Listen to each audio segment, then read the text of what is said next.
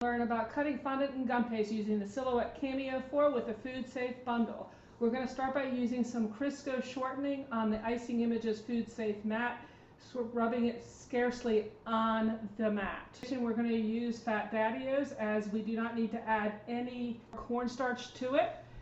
We're also using the Icing Images fondant guides that allow you to precisely roll out the fondant into the needed thickness in order to cut. Now notice that roll the fondant in the area 1 inch on the left or 1 inch down from the top. Other brands of fondant and gum paste can be used. The instructions can be found in the kit.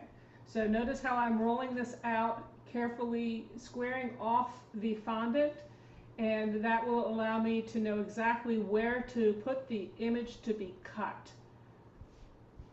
A careful note as to the location on the mat that the fondant is laying in.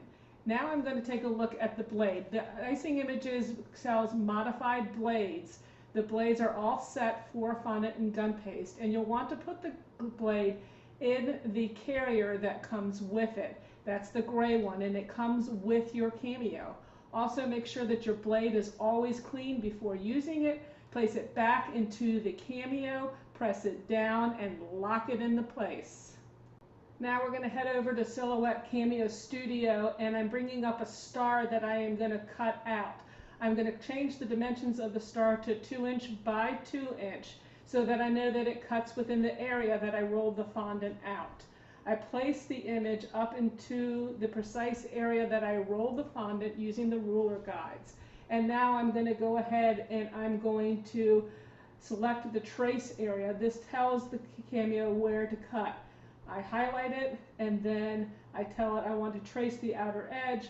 I remove the red area and delete the black image, and then I place that star exactly where I want it to be cut out on the fondant, and it is ready to go to cut.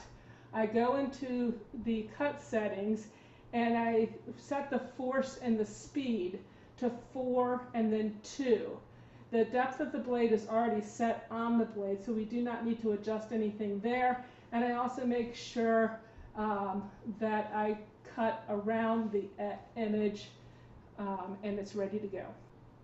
Heading back to the fondant, I'm going to make sure that it's ready, and I know it's ready when it's kind of crusted over. I insert the mat into the machine, making sure that the edge of the mat is set to the guide. I also make sure that all the rollers are away from the fondant.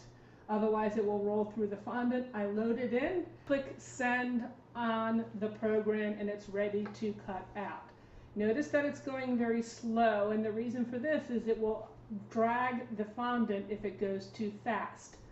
It's just about ready to be done. I eject it, and then I rub my finger around the edge of the image to keep everything smooth, and if anything shifts out of place, it just moves right back into where it belongs.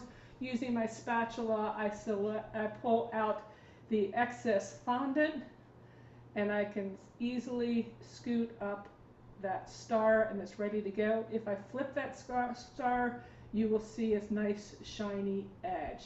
And there you have it. It's as simple as that. Thank you for joining us.